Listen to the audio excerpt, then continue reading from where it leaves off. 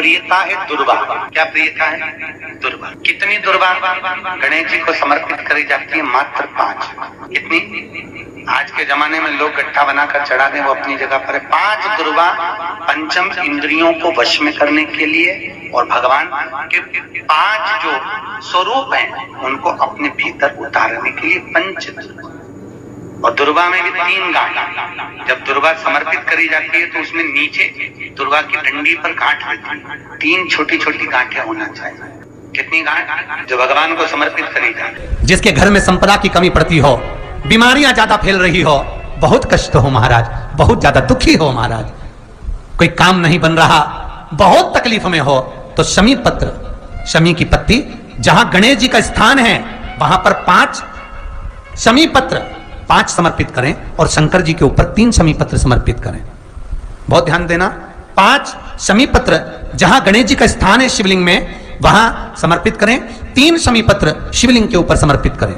1 शमी पत्र शंकर जी की चौखट पर लेफ्ट भाग में, जाते समय आपका उल्टा हाथ, जब मंदिर से निकलो तो उल्टे हाथ पर लेफ्ट भाग में शंकर जी की चौखट पर समर्पित करें 1 शमी पत्र। और महाराज घी का दिया जहां लेफ्ट भाग में आपने शमी पत्र रखा है, मंदिर में ना दिया लगाकर बाहर की ओर जहां शमी पत्र रखा है उसके ठीक साइड में एक घी का दिया लगा दीजिए। केवल गणेश चतुर्थी से लेकर अनंत चतुर्दशी तक गणेश पुराण कहती है भगवान गणेश जी का, मोर ध्वज का, मयूर ध्वज गणेश का नाम लेकर जो ये दीप शमी पत्र चढ़ा देता है उसके घर से कभी रिद्धि सिद्धि नहीं जाती, वैभव प्रतिष्ठा नहीं जाती। कर देखो, गणेश जी महाराज और एक शंकर जी, ये 2 देवता ऐसे हैं जिन पे तुलसी नहीं चढ़ती। शंकर पर तुलसी चढ़ा दो तो व्यक्ति रोगीला होता चले जाता है, और गणेश जी को तुलसी चढ़ा दो तो व्यक्ति के घर का धन छिन्न हो जाता है महाराज। इसलिए गणेश जी के भोजन में तुलसी नहीं डलती, क्योंकि वृंदा देवी ने भगवान शंकर के पुत्र विनायक को देखकर विवाह का प्रस्ताव रखा था, पर गणेश जी महाराज ने कह दिया और तुमने तुलसा भी डाली, तो दोष लगा कि नहीं लगा? अरे बोलो तो लगा? नहीं लगा। क्यों नहीं लगा? अगर थाली को अंदर से लेकर आए, पुष्टि मार्ग का नियम, जब ठाकुर जी के सामने 56 भोग, कुनवाड़ा, अन्नकूट लग जाता है, लगने के पहले उसको जब लेकर आते हैं रसोई घर से, भोजनशाला से, तो उसमें तुलसी डाल के नहीं लाते। अगर रसोई घर से भोजन में तुलसी डलकर अगर ठाकुर जी के सामने वो थाली रखी तो ये पक्का है वो थाली ठाकुर जी नहीं जीमेंगे, क्योंकि उसमें तुलसी रखी हुई आई है। हाँ, जब ठाकुर जी के सामने थाली रखा गई और तुमने थाली रखने के बाद में मंदिर के सामने बैठ के फिर तुलसी डाली तो ठाकुर जी उसको स्वीकार कर लेते हैं। क्यों? क्योंकि 33 करोड़ देवी देवता एक जगह पर विराजमान हैं। जब हम थाली रखते हैं प्रथम देव उस भाग को ग्रहण कर ले। जब तक तुलसी डालते हैं प्रथम देव अपनी दृष्टि हटा लेते हैं। समय होता है, एक टाइम होता है, एक पल होता है, एक घड़ी होती है कि गणेश जी महाराज हमारे घर में आ गए। गणेश जी की सबसे पहली जो आरती हो, उस आरती के समय पर अगर धूप बत्ती जलाई जाए या गोबरी को जलाकर उसमें गूगल छोड़ी जाए और गूगल छोड़ने के बाद गणेश जी का नाम ध्रुम वर्ण कह दिया जाए तो गणेश जी को तुम्हारे घर की पूजा स्वीकार करना पड़ती है। बस वो समय हम जानते, हम तो बस उतना जानते हैं कि शिव महापुराण में लिखा और मुद्गल पुराण में लिखा, गणेश पुराण में लिखा, गणेश जी का एक नाम होता है ध्रुम वर्ण। क्या नाम है? ध्रुम वर्ण गणेश जी का एक नाम होता है। जब हम धूप जलाकर और धूप लगाने के बाद में गणेश जी की सबसे पहली आरती करने के पहले अगर हम सबसे पहली आरती गणेश जी की कर रहे हो, अपने घर में स्थापना कर रहे हो, बिठा रहे हो, और तुम चाहते हो कि गणेश जी मेरे घर में आके मेरी पूजा को स्वीकार करें और जो मांगू मेरा गणेश मुझे दे 10 दिन के अंदर, तो पहला नाम लेकर पुकार लेना ध्रुम वर्ण विनायक, बैठो, बस काम हो गया। वो फिर ही होकर आता। सुंदर जोड़ी थी शंकर और पार्वती की, सही है कि गलत है?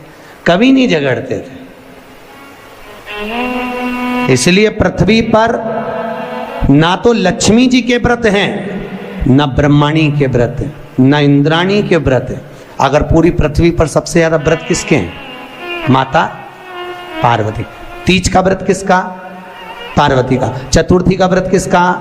पार्वती का। चौथ का व्रत किसका? पार्वती का। छठ का व्रत किसका? पार्वती का। जितने व्रत है सब माता पार्वती। गणेश जी मैया को प्रसन्न करने के लिए अष्ट रूप में धारण करते हैं। 8 रूप भगवान गणेश जी ने धारण किए। एक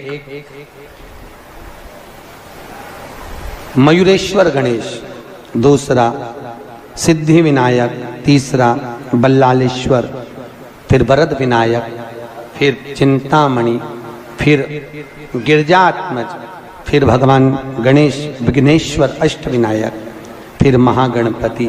ऐसे गणेश जी के अष्ट नाम हुए। उस समय तिजोरी के अंदर जो गणेश की प्रतिमा रखी जाती है किस नाम से रखी जाती है?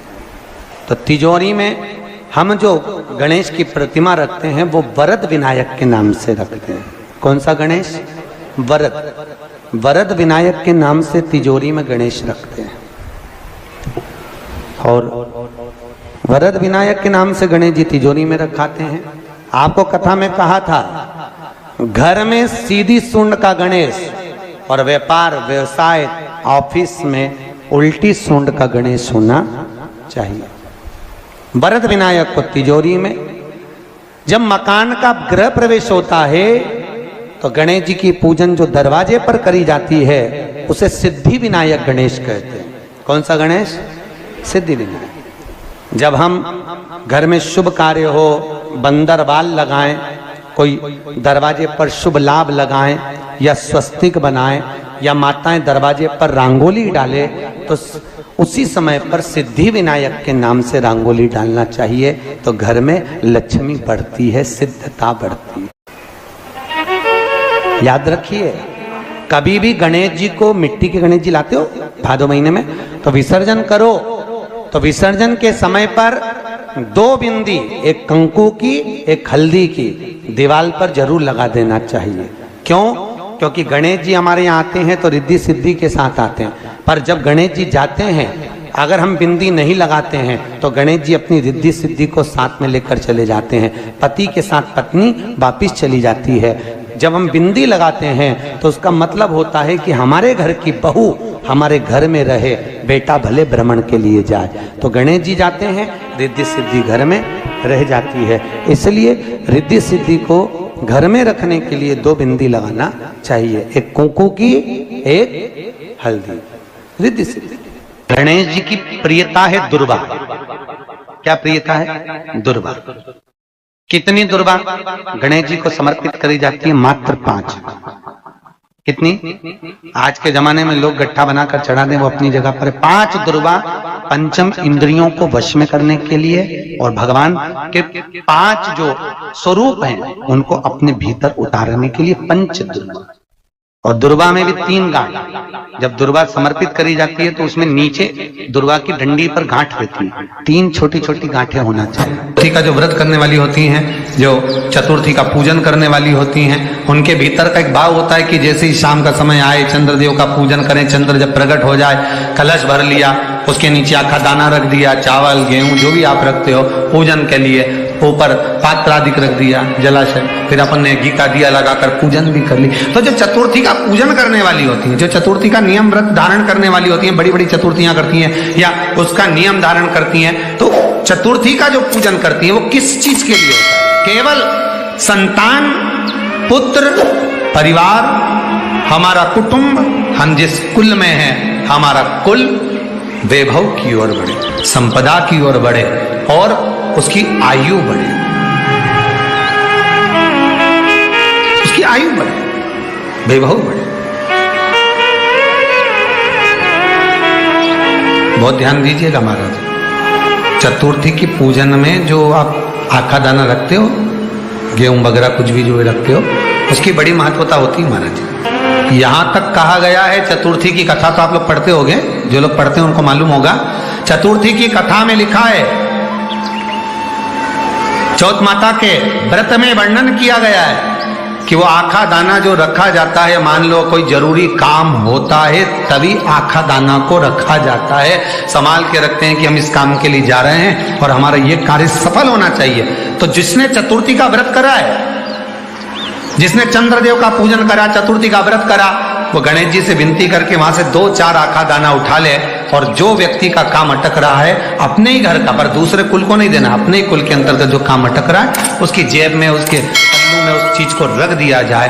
तो चतुर्थी जो अगली आती है, जैसे आप महीने की करते हो तो महीने की, और आप जैसे करते हो कि 4 अलग बड़ी बड़ी चतुर्थी करते हो तो उसके अनुसार आपका कार्य सिद्ध होता ही है। उस आखे दाने का इतना महत्व होता है क्योंकि चतुर्थी का व्रत करने वाली माता जब व्रत करती है तो स्वयं चतुर्थी की कथा में लिखा हुआ है कि पार्वती जी गणेश जी से चतुर्थी की कथा बचवाती। चतुर्थी की कथा बाची किसने थी? स्वयं गणेश जी महाराज ने। और सुनी किसने थी?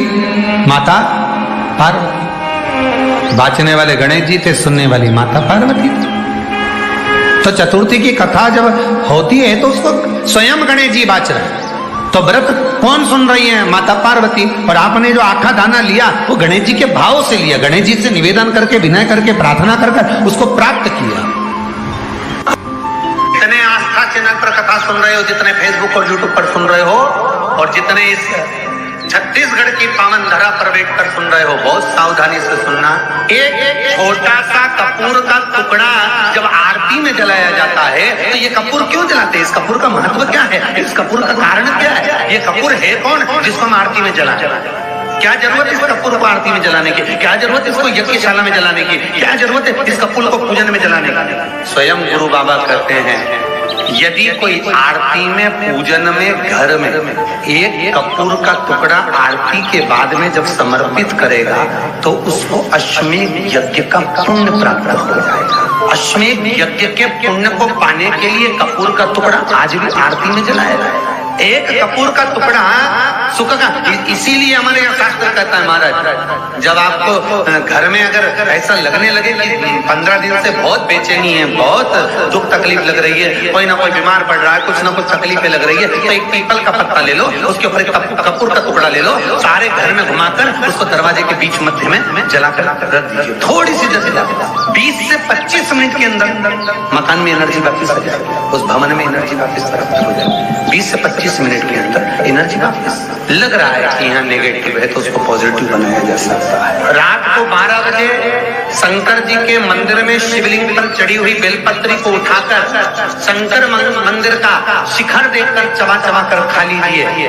आपके पांव के घुटने बदलने की जरूरत नहीं पड़ेगी, ऑपरेशन की जरूरत नहीं। पेट अलमस्तता। इस संवाद के अंतर्गत ये जो संवाद आया है, श्री गणेश जी महाराज ने श्री शैलम पर, कार्तिकेय महाराज की पावन धरा पर, मल्लिकार्जुन की पावन धरा पर, श्री शैलम में 3 प्रश्न श्री गणेश जी महाराज ने करे और वो गणेश जी के 3 प्रश्न आपको भी ज्ञात होना चाहिए। पहला प्रश्न गणेश जी महाराज ने अपनी माता से कहा, माँ, मृत्यु लोक के अंतर्गत इस भूमि पर जन्म लेने के बाद में अगर व्यक्ति को वृद्ध अवस्था का सामना ना करना पड़े तो उसके लिए क्या करना चाहिए? सुन लेना जवान भाई, जितने भी बेटा बेटी बैठे हैं और जितने आस्था चैनल पर, फेसबुक, यूट्यूब पर सुन रहे हैं, बड़े ध्यान से सुन लेना कि मान लो कि हमें वृद्ध अवस्था देखना ही ना पड़े, उसके लिए क्या करना पड़े? तो कहा उसका एक ही साधन है, राम राम रटते रहो जब तक घट में प्राण, कब हो तो दीन दयाल के भनक पड़ेगा। महाराज, एक कर्म करते रहो, तुम्हारा कर्म जरूर करो, काम करते करते करते करते करते करते भी भगवत स्मरण करते। धर्म और कर्म, इन दोनों में अंतर क्या है? बोलो रे, जल्दी जल्दी बोलिए। धर्म और कर्म में अंतर क्या है? धर्म अष्ट विनायक में एक विनायक, सबसे प्रबल विनायक, अष्ट विनायक में सबसे प्रबल।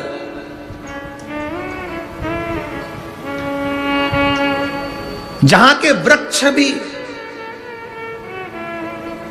मोर का रूप लेकर आवाज लगाते हैं शिव जी को,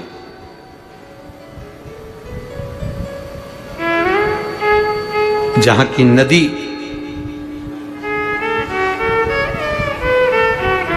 सिंधुरासुर असुर के कारण करहा रही है,